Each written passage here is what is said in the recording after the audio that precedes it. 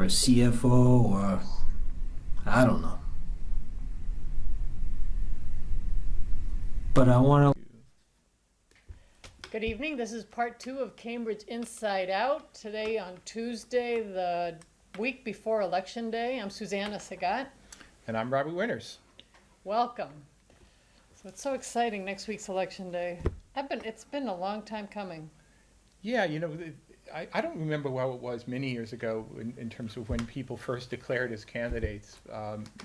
Part of me was thinking it was sort of when people were pulling nomination papers you didn't know, but I guess it was always sort of well back early in the spring or January or something like that. But yeah. There's a story that develops over a long period of time. We've had quite a few candidates this year, 25 for city council, 9 for school committee. And some of the things we predicted haven't panned out, and some things we never thought about seem to have developed over time. But it would be nice to kind of wind it down. I was sort of hoping I was just not to scare people. I actually thought originally I was going to bring in a computer here tonight. I was going to actually sort of show people the mechanics of it. And I didn't even stop him. Yeah, but I said, you know what happens when you bring in a computer to sort of do something innovative and new? It always crashes. Yep. So Thank you for that. That's the law, so we must obey the law. So we understand that. So Nick, before you go on, next Tuesday we're going to be on the air live. Right. So next Tuesday is Election Day, and the count is going to be at the Senior Center, and CCTV is doing a live show, election night show. Right. So come by and watch the vote. Yep. We're not quite sure exactly when it'll start. I think last year we started a little after 8:30 or something. It's kind of when things when the ballot boxes start to come in. It's actually kind of exciting. Yeah. You have police escorts. It's very official. So we'll be there Tuesday. So either watch TV or live stream it or come by. Yeah.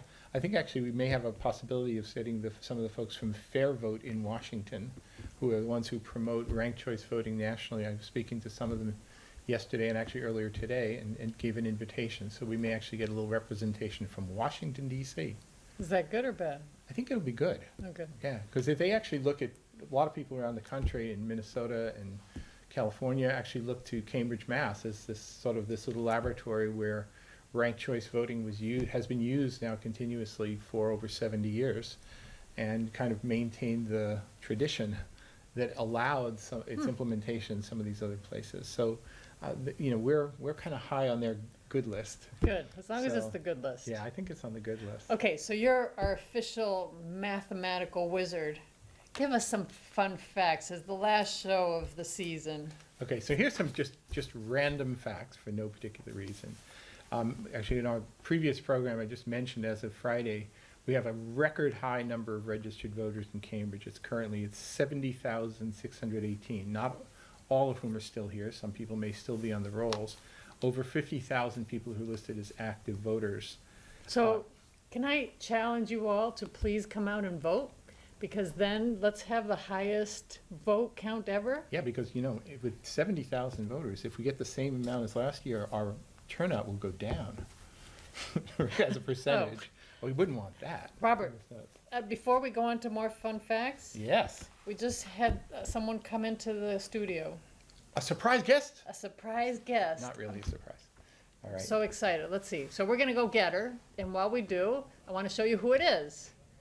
And so right now we have coming in Right. Counselor Denise Simmons. Is she here?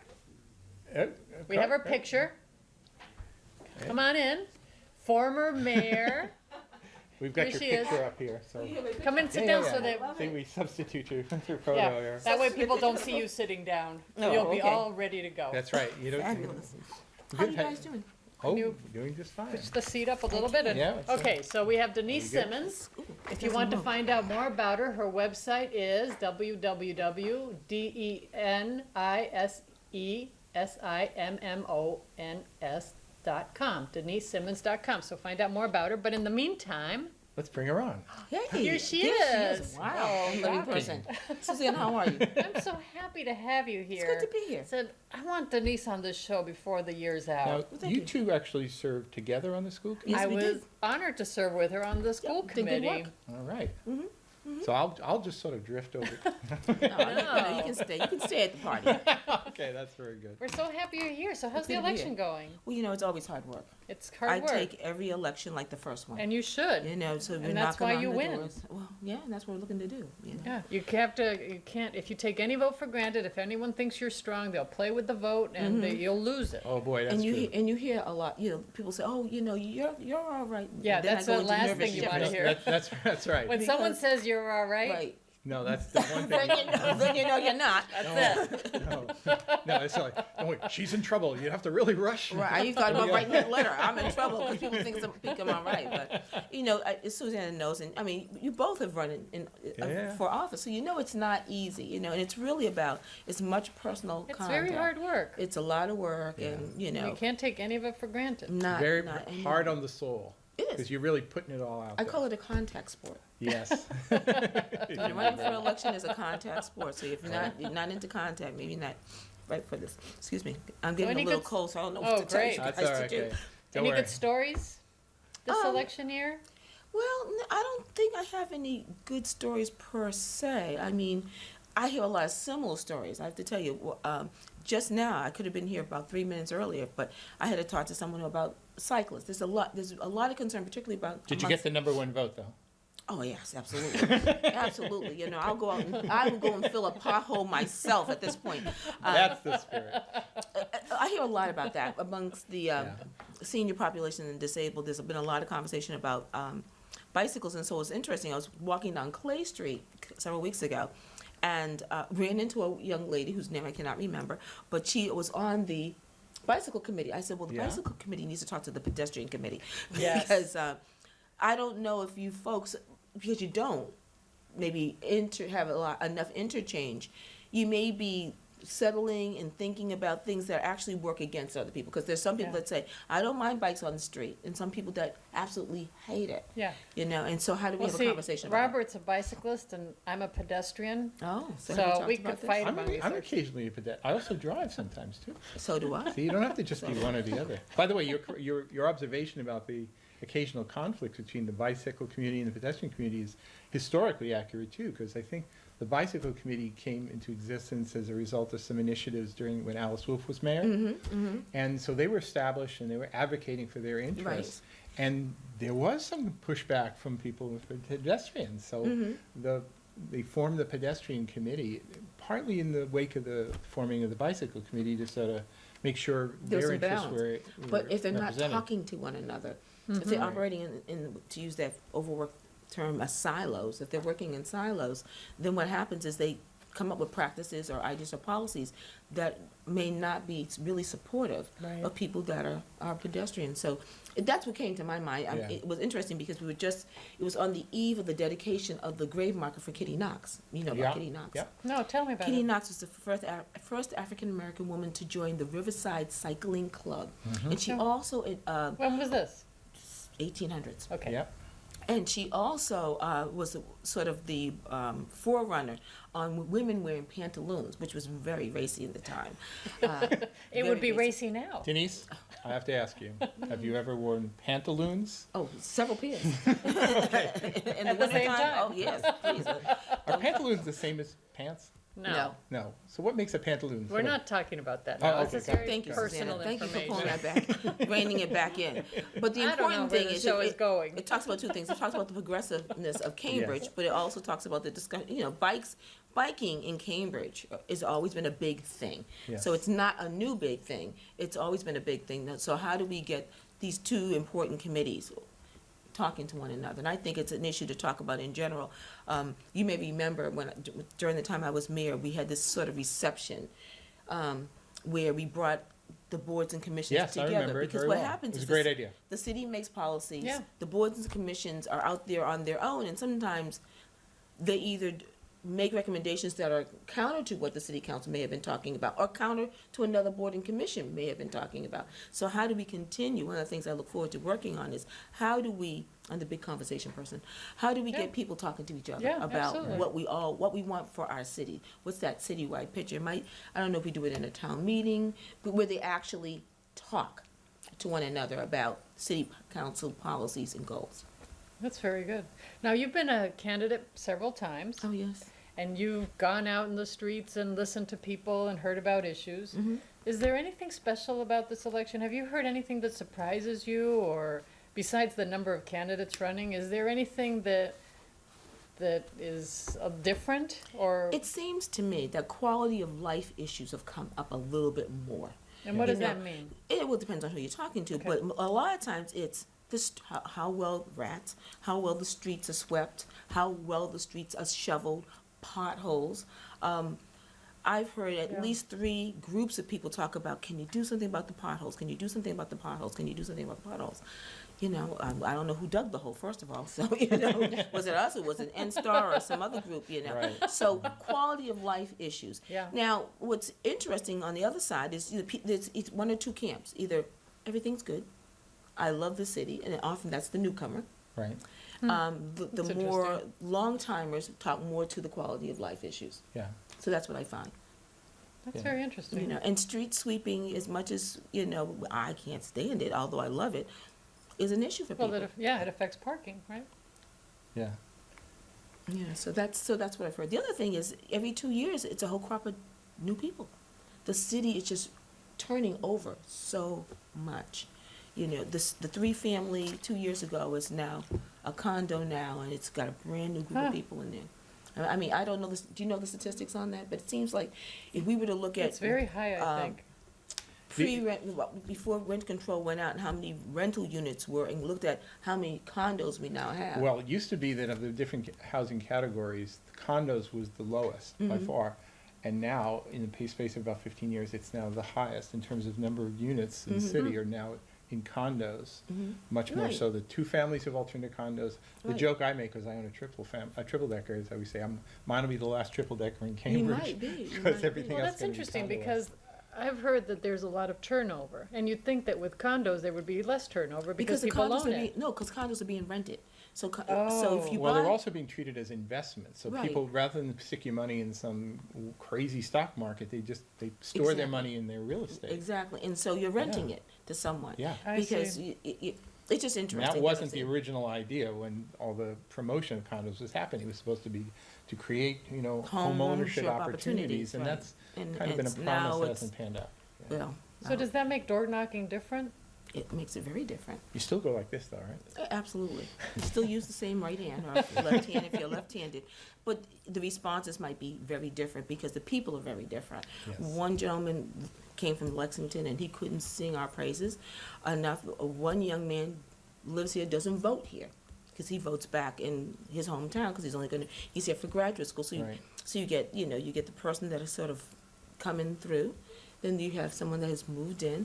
There's a gentleman in Cambridgeport. He has lived in this condo for 4 years, but he won't vote here because he votes at home because he has a house at home. Yeah. Wow, that's a long time, too. 4 years, I think that's at this point it should be a law that if you're here for 3 years, you have to vote in the city that you live Yeah. in. Well, actually, on that note, see, I threatened to Susanna that I was going to sneak a few little miscellaneous facts, and this is something you might find interesting. Okay, I'm sure I will. Okay, now, in the last election, about 16,000 people voted in the municipal election 2 years Okay. ago. Mhm. How many of those people are still around? Almost 15,000 of them, Really? or who voted in 2011, who are registered to vote now. Wow, They're that's all pretty here? high. Right. They all stayed? That's what I'm saying, Well, that's you got to pretty high. understand that the thing is that there may be 70,000 registered voters, but there's sort of this, I always call it the city within a city. Mhm. There's a lot of people who were born and raised here, who they're Right. not going anywhere unless they're Mhm. forced out. They're going Right. to try and stay here. Right. So the turnover tends to be a lot of the same people, sort of off the top, that kind of come, they go, Okay, and whatever, okay. while this solid Core. core tends to stay there. Right. I think many of the candidates certainly target the sort of the core who they know are going to vote, but in an election like this, I think a lot of people are targeting new voters as Mhm, well. mhm. But if you go back and you ask the question, how many voters have voted both in the 2000 election Mhm. and the 2 years before in 2009, it Mhm. drops from about 15,000 down to about 10,000. From 11 to, So who've done 2 consecutive municipal elections, who are still here. oh, I see. Okay, so it drops off quickly. If you go back and you say how many voted in the last 3 consecutive municipal elections, we're down to about 7,000. Mhm. So, Sounds about right. so what you're really seeing here is that it's a rather steep drop off in terms of sort of the the regular voters, because The people are loyalists, kind of yeah. coming and going and whatever. Well, I so. also think there's two kind of voters in Cambridge at this point. There's the voter that votes in federal elections only. That's Oh, right. yeah. And then there's what you call your core voters, which are the ones that Yep. vote in municipal elections. And because when we start looking at the Even numbers, numbered if years. you can watch the number rise and fall depending on how you count it. 2011 municipal election, about 16,000 people voted. Mhm. 2012 November presidential election, about almost 48,000 Right. people voted. So it's a very, So very it's a different. factor of And three you times as even many. you even hear it sometime in the door knocking or the phone calling. Someone says, "Well, no, I only vote in federal elections." So after a long day of being on the phone, I said, "But they're not going to fill your pothole." Right. That's right. That's all I can say. exactly They're right. not going to fill your pothole. Listen, I forgot to tell you, when I was so excited about having you here, that we didn't really talk about why you're running this time and why you want people to run to vote for you. Do you want to tell people why you Well, should This is get the- there number one? Well, All right. yes, Give us your pitch. my pitch. I call myself not only a policymaker but an advocate. And by what I mean by that is someone that not only makes laws and rules, but actually makes sure those laws and those rules affect or meet people where they are. I really believe in quality of life types of issues. So it is the street sweeping, the pothole fixing, the noise in your neighborhood, being able to walk through the street. Because as I talk to people and go to door or on the phone, that's what I hear most often. I want a safe neighborhood. I want my streets clean. I want my schools good schools. You know, even though I'm not on the school committee, I tell myself very often when I'm making those pontificating about school issues. So for me, I'm running to be reelected to continue to do that kind of work. I also have a very high quality of customer service, or constituent service. I'm in City Hall first and third Fridays, just there to have walk-in on the vice mayor. I used to do walk-in on the mayor, but I'm not the mayor, and the vice mayor doesn't have an office. So, but I try to make it as easy for people to come and meet with me, have a 48-hour policy, get back to you in 48 hours. And so it's really that meeting people where they are, bringing the services to them where they are, and working on policy issues that continue to promote a good life in the city. So I want that number one vote so I can continue to do that work. That's excellent. So you want to tell them your name and when you want I'm this Denise number one Simmons, vote? and I look to you for your number one vote on Tuesday, November 5th. And I thank both of you for having this.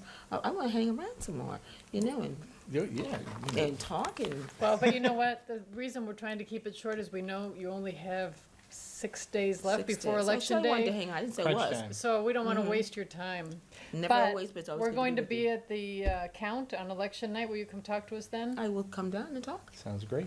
It's good to be here. We love Good to see having you both. here. All right, Denise. Love being here. Okay. Thanks so much for this opportunity. Thank you. Alrighty. Okay, so that We're back to was the photo. Denise Okay. Simmons. All right. I can sneak out without She being is too an conspicuous. There you incumbent. go. Her website is Thank you. denisesimmons.com. I saw And we have a call. Hello? This is Cambridge Hello, it's InsideOut. Minka. Hey, this sounds like a candidate. Is this a candidate? This is definitely a candidate, I think I, and I'm in Harvard Square right now.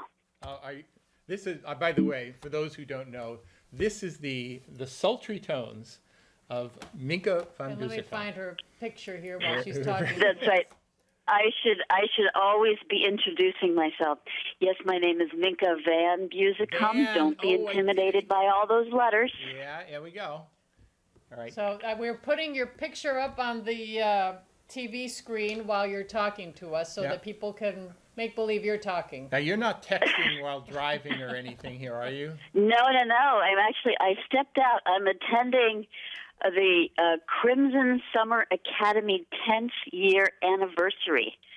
So it's a program that Harvard has with Boston and Cambridge students high school students that they choose. They give them 3 enriching summer camp experiences that then improve their chances of graduating not only from high school but also from college. It's pretty impressive. Oh. Sorry, we just moved the camera away from you because you stopped talking. All right, Minka, I didn't know whether you, because you're out on the road, whether you actually got a chance to hear some of our discussion in the last half hour. So I'm going to ask. No, I haven't heard anything. Surprise me. So I can use the same quiz question. So. No, use another one. Oh, I. So this is No, our I last think day- your listeners All right, okay. listeners want new questions. This is our last show before our election night special, and so Robert has all these wonderful fun facts, That's right. and he's quizzing people on it. So I'm sorry to say, Minka, you're stuck with us. That's it. We got your number. Okay. So here, Okay. well, I'm going to toss you an easy one. Okay. You ready? There are actually 5 zip codes in Cambridge. Correct? Yep. All right. That wasn't the quiz question. Which one has the most registered voters? The most registered voters? Yes. Whichever is 9, so I would say 02138. That is 02139. 02139 has 25,379 registered voters, and coming in a close second is 02138 at 22,712. Okay, so this is a challenge for all those 02138ers to go out there and vote. And let's beat That's those right. 02139ers. Now, actually, here's what will be Minkas is interesting 02139. with the redistricting. With the redistricting, Robert, let's see if that's still the case. Wait a minute. Now, they didn't redistrict the zip codes here, Counselor. But I have to say, I'm having it's interesting to see how the redistricting might change the voting patterns. I think in terms of like people, which wards and precincts may actually bring the most voters out. Exactly. Yeah. All right, so we I mean, if the whole point of redistricting is to try to even it out, we'll see if they did it. Well, actually, that's the legal requirement, is just to get the most number of residents. I should say Yep. approximately equal number of residents per district. Right, But the right. number So of we know what's going to happen with 2-2. Actually, I don't know what's going to happen with 2-2. Which is 2-2 again? 2-2 is mainly MIT, That but they also looped it around so that it reaches into parts of Kendall Square with those large buildings right on the river, like the Esplanade. All right, here's a fun fact. 2 years ago, 2-2 had the lowest number of voters in the municipal election. You know how many 2-2 sent to the polls? 2. 30. No, it would have been better with 2. Wow. Well, compared to Ward 11, Precinct 3, which had 886. Wow. So that's a rather steep ratio. So that's why I'm wondering if the redistricting will do some rebalancing of those numbers. it may be. I mean, still the people from whatever neighborhoods. If you look at it by neighborhood, I think there are certain neighborhoods that are very, very high voter turnout and others that are not so. Right. I think. But used it just as an example of what happened with Marty Walsh's former district and how that doesn't extend all the way into my neighborhood in Area 4 anymore, but it stops She was the state rep. just right? essentially just in Cambridgeport. She was the state rep. So it's no longer a neighborhood voting. Right. Right. Okay, so Minka, now that we have you, it would be really great for you to tell the viewers why you're running, and you're running for re-election, why you're interested in taking that seat again, why people should vote for you, what the issues are that are important to you. If you can give us a few minutes on that.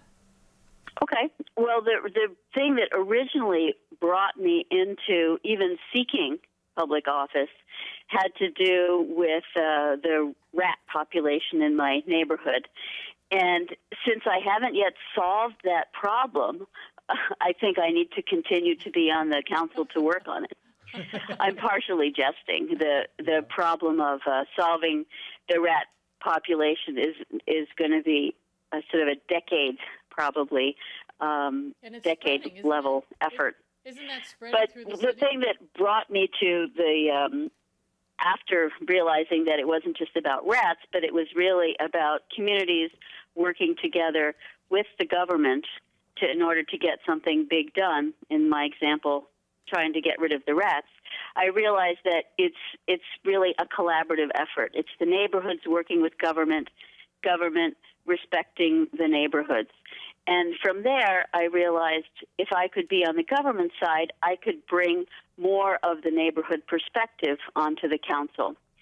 Not to say that there aren't already councilors who represent neighborhoods, but in my opinion, it's always good to have more neighborhood representation. So one of the things I prided myself on is responding to what the residents really want. When they email me or call me, I do take their concerns seriously and, where possible, try to solve whatever their problem is, from a simple problem like, repainting of a crosswalk or downed wire on the street, that sort of thing, to much more complicated problems like parking and the conflict between trying to move away from a car-centric city to one that encourages more walking and pedestrian, and those kinds of challenges when people don't want to give up their parking. So those are the part of the way to bring the voice of the neighborhood onto the council is to listen to what they're saying and try to act on it. All right. I have a couple of sort of quick observations and notes here. This is actually, I'm not even going to pose this as a quiz question. I'm just going to make a statement here, which is that of the over 70,000 currently registered voters, though there are about 9,000 who did not specify gender in the census, it's actually about over 33,000 women registered voters to 28,400 men. So actually, the majority of, at least those who are actually expressed the gender in the census, actually are women. And I know you're, as a women counselor, with 2 women leaving the council this year, if you had any particular thoughts on that. And we actually are kind of winding down, so maybe you have to say it real fast. Yeah. Okay. Well, I mean, I never really want to play the gender card because I think the voices of men and women are equally valid. This was the first council that had 4 women on it in a while, and so I sort of hate to see the grandmothers go. Minka, All right. Both. Well, we have to, unfortunately, we have to cut the close we here. really